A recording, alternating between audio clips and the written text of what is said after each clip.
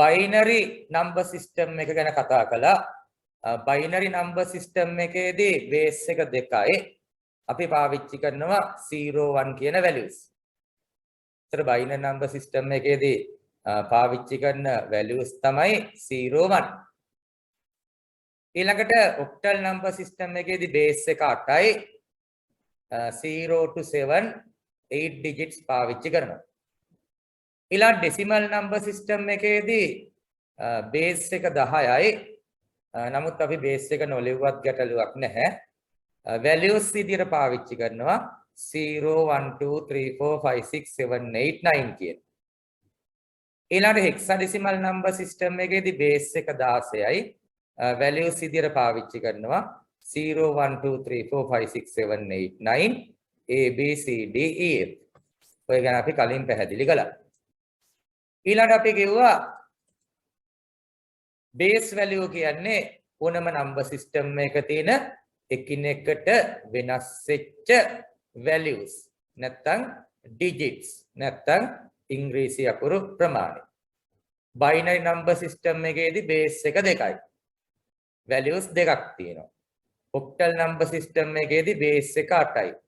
values 8ක් තියෙනවා. decimal වලදී base එක 10යි. values 10ක් තියෙනවා. hexadecimal වලදී base එක 16යි. values තියෙනවා 16ක්.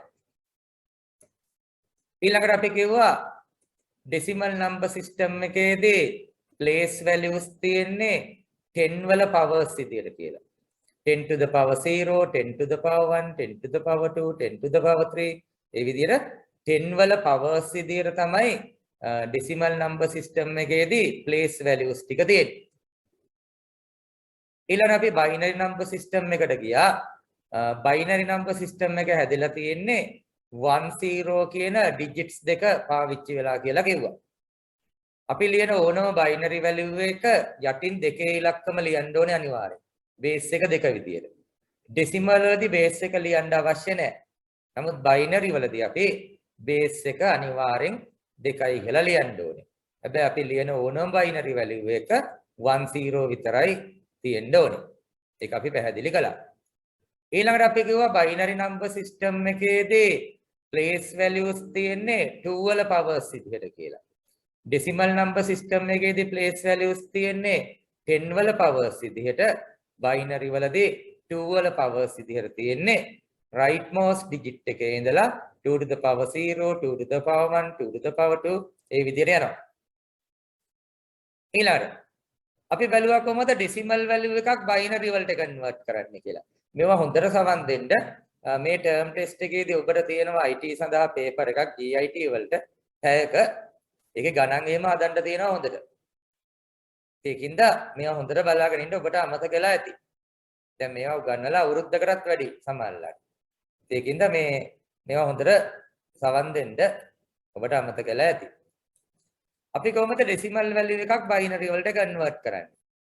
අපි දීලා තියෙන decimal value එක අපි දෙකෙන් බෙදාගෙන යනවා quotient එක 0 වෙනකම්. ඊට පස්සේ මොකද්ද කරන්නේ? remainders ටික පහළ ඉඳලා ඉහළට ලියනවා. අපි උදාහරණයක් විදිහට ගත්තොත් 254. අපි කොහොමද binary වලට convert කරන්නේ කියලා බලමු. 254 කියන decimal value එකක්. ඒක කොහොමද binary වලට convert කළේ? අපි දෙකෙන් බෙදාගෙන ගියා. 254 දෙකෙන් බෙදුවා. දෙකේව 127ක් තියෙනවා. ඉතුරු බිඳුවයි. ඊළඟ 127 දෙකෙන් බෙදුවා. දෙකේව 63ක් තියෙනවා. ඉතිරි එකයි. 63 දෙකෙන් බෙදුවා. දෙකේව 31ක් තියෙනවා. ඉතුරු එකයි. 31ට දෙකේව 15ක් තියෙනවා. ඉතුරු එකයි. 15ට දෙකේව 7ක් තියෙනවා. ඉතුරු එකයි. 4 දෙකේව 3ක් තියෙනවා. ඉතුරු එකයි. 3ට දෙකේව 1යි. ඉතුරු එකයි. 1ට දෙකේව බිඳුවයි. ඉතුරු එකයි. ඔන්න බලන්න. මෙතන තමයි අපි quotient එක කියලා කියන්නේ. බලන්න. 254 ඉඳලා ක්‍රමානුකූලව අපි ඉදිරියට යනවා. quotient එක 0 වෙනකම්. quotient එක 0 වෙච්ච ගමන් බෙදෙන වැඩේ නවත්තනවා. ඊට පස්සේ remainders ටික. මේවා තමයි remainders කියන්නේ. remainders ටික පහළ ඉඳලා ඉහළට ලියනවා. එහෙනම් අපිට decimal value එකක් දීලා binary වලට convert කරන්න කිව්වොත් මොකක්ද කරන්න ඕනේ? ඒ decimal value එක අපි 2 වලින් divide කරගෙන යනවා.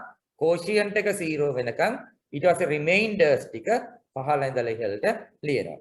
ඒතර අපි ලියපු බයිනරි වැලියු එකේ යටින් බේස් එක 2යි කියලා අනිවාර්යෙන් ලියන්න ඕනේ. ඒක බේස් එක 2යි කියලා ලිව්වේ නැත්නම් ඒක ඩෙසිමල් විදියට හිතන්න පුළුවන්. එතන මේ 254 අපි යටින් බේස් එක ලියන්නේ නැහැ. මොකද 254 කියන්නේ මේක ඩෙසිමල් වැලියු එකක්. In the decimal number system, you do not need to write the base value. You can ignore the base value. But in other number systems, binary, octal and hexadecimal, you must write the base value. So in the binary number system, you must write 2 as the base value. එහෙනම් මේ 254 කියන decimal value එක equal වෙනවා මෙන්න මේ binary value එකට. මේ යටින් තියෙන 14ෙම ලියන්න යන්න එපා. මේක slide number එක. ඔයාලගේ මේ term test එකේදී අනිවාර්යයෙන්ම දෙනවා decimal values 5ක් හෝ 10ක්. decimal values 5ක් හෝ 10ක් දෙනවා binary වලට convert කරන්න. ඒක හොඳට මතක තියාගන්න. decimal values 5ක් හෝ 10ක් දෙනවා binary වලට convert කිරීම සඳහා. ඒතර ඔයා ගාන rough paper එක හදලා ඊට පස්සේ ඔබට සිද්ධ වෙනවා උත්තර පත්‍රය ලියන්න උත්තරේ. කටු වැඩ පොලේක ගාන හදලා උත්තරේ ලියවීම විතරයි බොහෝ දුරට බලාපොරොත්තු වෙන්නේ. එහෙනම් අපි ඩෙසිමල් වැලියු එකක් දීලා බයිනරි වලට කන්වර්ට් කරන්න හැටි අපි දැක්කා. එහෙනම් මොකක්ද කළේ? මේ ඩෙසිමල් වැලියු එක දෙකෙන් බෙදාගෙන යනවා. quotient එක 0 වෙනකන්. quotient එක කියන්නේ ලබ්ධිය. සිංහල මීඩියම් මැත්ස් කරන අය දන්නවා ලබ්ධිය. ලබ්ධිය බිඳුව වෙනකන් දෙකෙන් බෙදාගෙන යනවා. ශේෂේවල් ටික පහළ ඉඳලා ඉහළට ලියනවා. ඊළඟට අපි බලමු ඉදිරියට ගිහිල්ලා අපි කළා බයිනරි වැලියු එකක් කොහොමද ඩෙසිමල් වලට කන්වර්ට් කරන්නේ කියලා. බයිනරි කියන්නේ බේස් එක 2යි. ඩෙසිමල් කියන්නේ බේස් එක 10යි. එතකොට බයිනරි වැලියු එකක් දුන්නොත් ඔයාලට ඩෙසිමල් වලට කන්වර්ට් කරන්නේ කොහොමද? මේ ටර්ම් ටෙස්ට් එකේදී බයිනරි වැලියුස් 5ක් හෝ 10ක් දෙනවා. ඔබට ඩෙසිමල් වලට කන්වර්ට් කරන්න වෙනවා අනිවාර්යයෙන්ම රෆ් ෂීට් එක. ඊට පස්සේ ආන්සර් එක ලියන්න වෙනවා. එහෙනම් බයිනරි වැලියු එකක් අපි බලමු කොහොමද ඩෙසිමල් වලට කන්වර්ට් කරන්න කියලා. ඔකත් උගන්වලා තියෙන්නේ ඈ. දැන් බලන්න මෙතන බයිනරි වැලියු එකක් දීලා තියෙනවා. මේ බයිනරි වැලියු එක ඩෙසිමල් වලට කන්වර්ට් කරන්නේ කොහොමද? මුලින් මේ බයිනරි වැලියු එකේ තියෙන ඩිජිට්ස් ටික ඈඩ් කරලා ලියනවා. මේ බයිනරි වැලියු එකේ තියෙන ඩිජිට්ස් ටික ඈඩ් කරලා ලියනවා. ඊට පස්සේ දකුණු පැත්තේ ඉඳලා වම් පැත්තට දෙකේ බිඳුවේ බලය, දෙකේ එකේ බලය, දෙකේ දෙකේ බලය, දෙකේ තුනේ බලය, ඒ විදිහට දෙකේ බල ආකාරයට ලියාගෙන යනවා. ස්ථානීය අගයන් ටික ලියනවා. ප්ලේස් වැලියුස් ටික. මතක තියාගෙන ඉන්න දකුණු පසින් තියෙන ඩිජිට් එකේ ඉඳලා වම් පසට ගමන් කරන්නේ. වමේ සිට දකුණට නෙමෙයි, දකුණේ සිට වමට ගමන් කරන්නේ. ඒ කියන්නේ right to left යන්නේ. පටන් ගන්න දෙකේ බිඳුවේ බලයෙන්. 2 to the power 0, 2 to the power 1, 2 to the power 2, 2 to the power 3. ඒ විදිහට දෙකේ බල ආකාරයට අපි ස්ථානීය අගයන් ටික ලියනවා. ඊට පස්සේ මොකක්ද කරන්නේ? ඒ හැම ස්ථානීය අගයක්ම අදාළ ඩිජිට් එකෙන් මල්ටිප්ලයි කරනවා. 2 to the power 0 into 0, 2 to the power 1 into 1, 2 to the power 2 into 1, 2 to the power 3 into 1. ඒ විදිහට මේ හැම ස්ථානීය අගයක්ම place value එකක්ම අදාළ ඩිජිට් එකෙන් මල්ටිප්ලයි කිරීම කරනවා. දැන් බලන්න මෙතන මල්ටිප්ලයි කරලා තියෙන හැටි. ඒක හරියට කරන්න. ඊට පස්සේ මේවා ටික අපි වෙන වෙනම සුළු කරගන්න ඕනේ. දෙකේ බිඳුවේ බලය කියන්නේ 1යි. ඕනම ඉලක්කමක බිඳුවේ බලය 1යි. බිඳුව හැර බිඳුවේ බලය තාම කවුරුවක් උත්තරේ දන්නේ නැහැ. ඒක තාම හොයාගෙන නැහැ ලෝකෙ. එහෙනම් බිඳුවේ බලය හැර වෙනත් ඕනම ඉලක්කමක බිඳුවේ බලය 1යි. එහෙනම් දෙකේ බිඳුවේ බලය 1යි. එක්වරක් බිඳුවයි. දෙකේ එකේ බලය 2යි. දෙවරක් එක 2යි. දෙකේ දෙකේ බලය 4යි. හතරවරක් එක 4යි. දෙකේ තුනේ බලය 8යි. අටවරක් එක 8යි. ඔය විදිහට යනවා ඉදිරියට. දෙකේ හතේ බලය 128යි. 128 ඒවා එකක් 128යි. ඊළඟට අපි ඉලක්කම් ටික මේ විදිහට එකතු කරලා දානවා. උත්තරේ එනවා 254යි කියලා. එහෙනම් මේ බයිනරි වැලියු එකට අදාළ ඩෙසිමල් වැලියු එක තමයි 254 කියලා කියන්නේ. එහෙනම් ඔයාලා දන්නවා කොහොමද බයිනරි වැලියු එකක් දුන්නොත් ඩෙසිමල් වලට කන්වර්ට් කරන්න කියලා? ඒ බයිනරි වැලියු එකේ ඉඳන් ඩිජිට්ස් ටික ඈඩ් කරලා ලියනවා. ඊට පස්සේ දකුණු පැත්තේ ඉඳලා වම් පැත්තට ගමන් කරනවා. ස්ථානීය අගයන් ටික ලියමින්.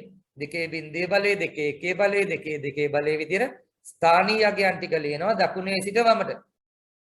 ඊට පස්සේ ස්ථානීය අගය අදාළ ඩිජිට් එකෙන් ගුණ කිරීම සිද්ධ කරනවා. ගුණ කරලා ඉවරලා ඒවා ටික වෙන වෙනම සුළු කරලා එකතු කරන්න ඕනේ. ඊතර මේ සමීකරණයේ වම් පස තියෙන්නේ බයිනරි වැලියු එකක්. දකුණු පස තියෙන්නේ ඩෙසිමල් වැලියු එකක්. ඉතින් වම් පසින් නම් අනිවාර්යෙන් පාදේ 2යි කියලා ලියන්න ඕනේ. බයිනරි වැලියු එකක් නිසා. නමුත් දකුණු පසින් 2යි කියලා ලියන්න අවශ්‍ය නැහැ.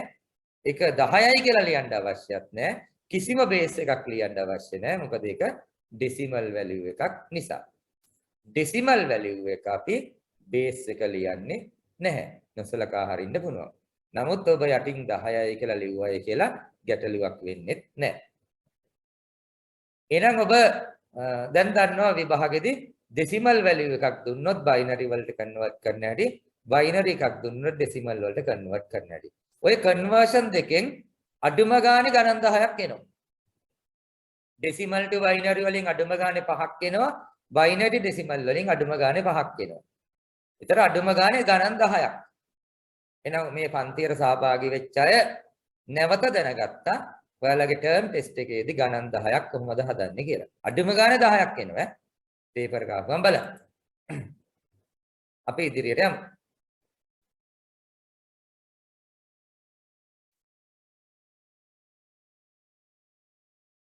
right. ඊළඟට යනවා අපි octal number system එකට. මේක සමහර පන්ති වල කරලා නැහැ. එඳ ඒ පන්ති වල කරලේ නැත්නම් එහෙම ඔබ ඒවා අනිවාර්යයෙන්ම ලියා ගැනීම සිද්ධ කරන්න. octal number system එක හැදිලා තියෙන්නේ බිඳුවේ සිට 7 දක්වා වූ digits 8ක් පාවිච්චි කරලා. ඔන්න මෙතන ඉඳලා සමහර පන්ති වල ලියලා නැහැ. සමහර පන්ති වල decimal to binary, binary to decimal. අන්න එතනින් නවත්තලා තිබුණා. අන්න ඒ පන්ති වල ළමයි අනිවාර්යෙන් මේක ලියා ගන්න. octal number system එක හැදිලා තියෙන්නේ 0 1 2 3 4 5 6 7 කියන digits 8 පාවිච්චි කරලා. octal වලදී බිඳුවේ සිට 7 දක්වා යන්නේ. octal වලදී බිඳුවේ සිට 7 දක්වා යන්නේ. 8 නෑ. නිතරම අර බේස් එකෙන් එකක් අඩු කරපුවාම ලැබෙන එක තමයි highest digit එක බවටපත් වෙන්නේ. දැන් බේස් එක 10 නම් 10න් එකක් 9යි. බේස් එක 8 නම් 8න් එකක් 7යි. බේස් එක 2 නම් 2න් එකක් 1යි. එතකොට නම්බර් සිස්ටම් එකේ නිතරම වගේ බේස් එකෙන් එකක් අඩු කරපුවාම ලැබෙන එක තමයි highest digit එක බවටපත් උනේ. එහෙනම් octal number system එකේදී කුඩාම digit එක 0යි, highest digit එක 7යි. බිඳුවේ සිට 7 දක්වා වූ digits 8ක් පාවිච්චි කරලා තමයි octal number system එක හැදිලා තියෙන්නේ. right මේක ලියලා තියෙන අය raise hand කර.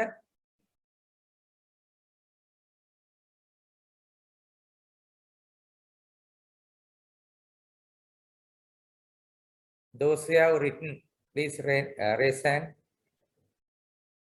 ලියලා තියෙන අය raise hand කර.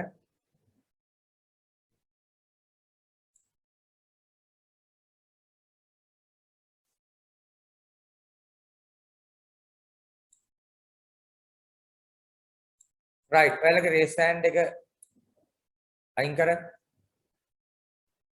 raise hand එක අයින් කර. right මේක ලියලා නැති අය පොඩ්ඩක් raise hand කරන්න.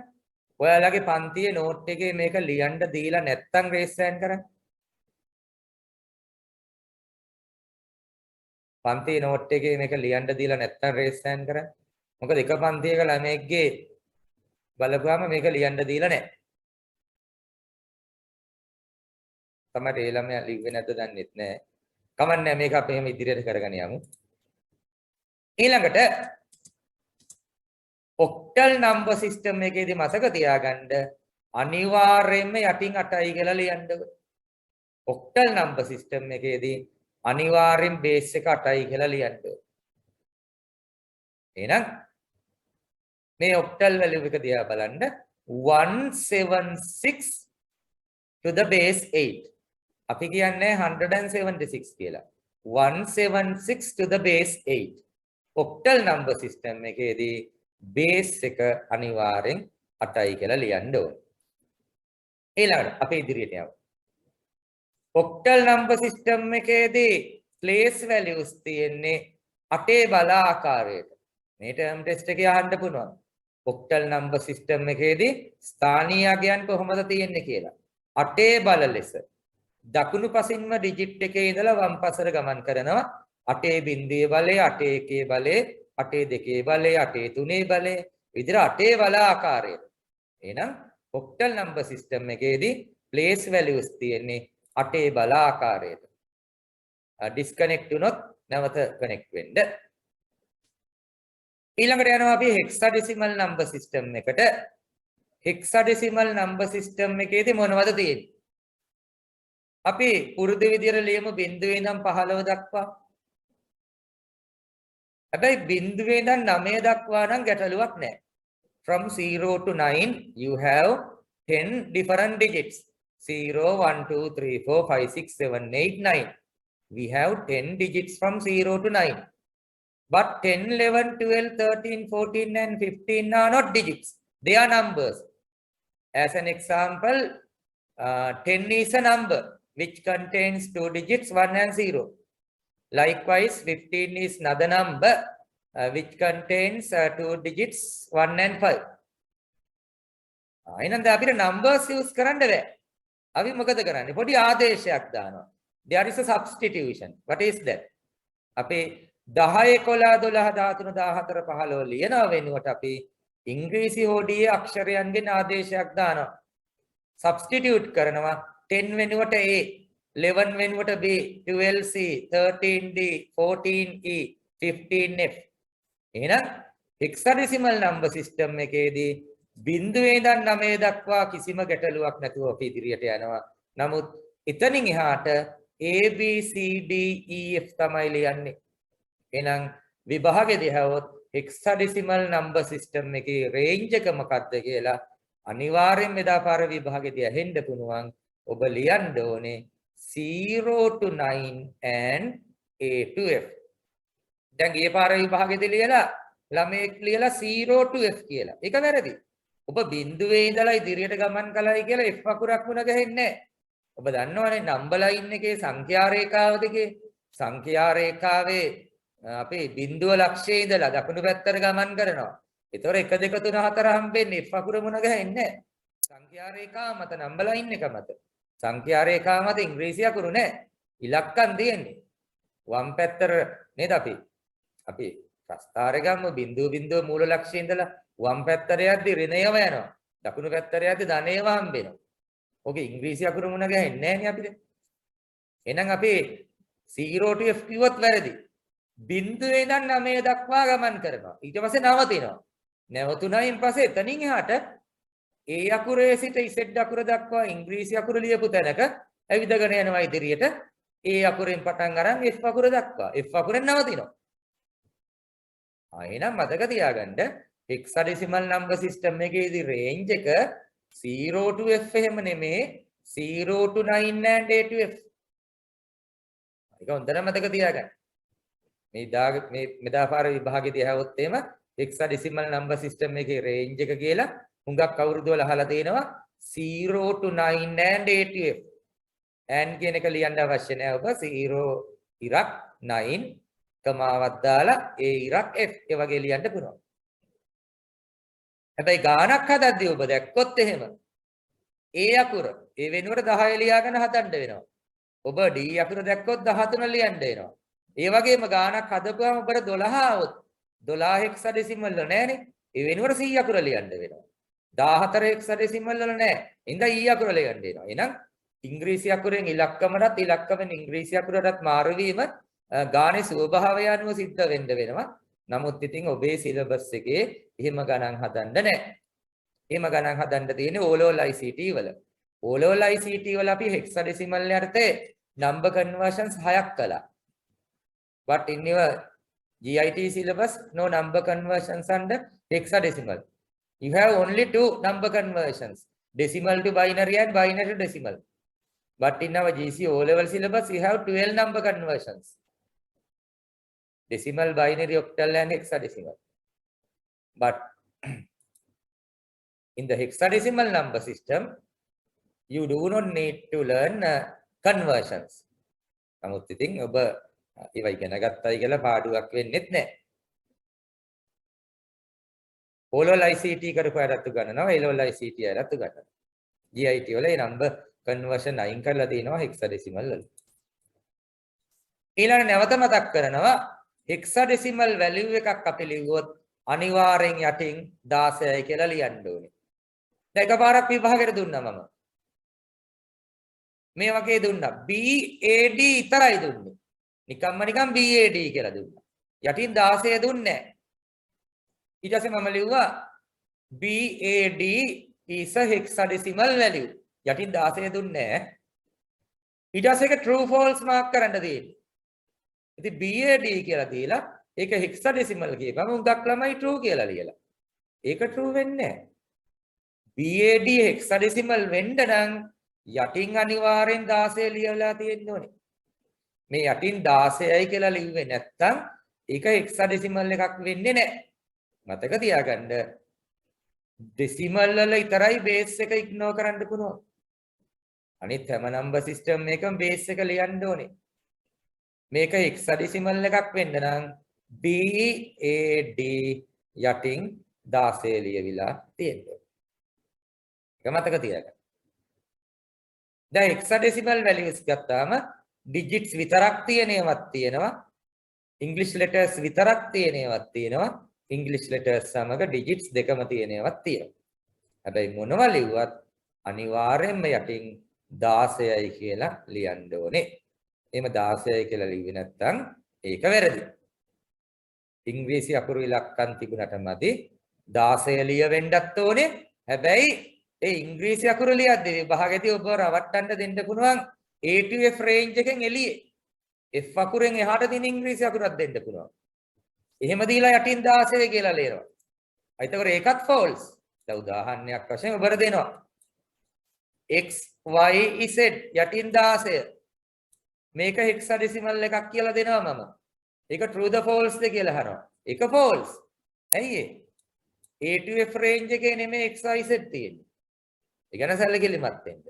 ඊළඟ බිඳුව සහ O අකුර අතර සම්බන්ධය තේරුම් ගන්න. ඒක ලියන විදිහ. බිඳුව ලියද්දි මෙන්න මේ ආකාරයට ලියවෙන්නේ. මෙතන පොඩ්ඩක් හරියට ලියන්න අමාරුයි. මෙන්න මේ විදිහට බිඳුව ලියන්නේ. O අකුර ලියන්නේ මේ වගේ රවුමට. අයනම් බිඳුවද O අකුරද කියලාත් බලන්න. එතන print වෙලා තියෙන්නේ බිඳුව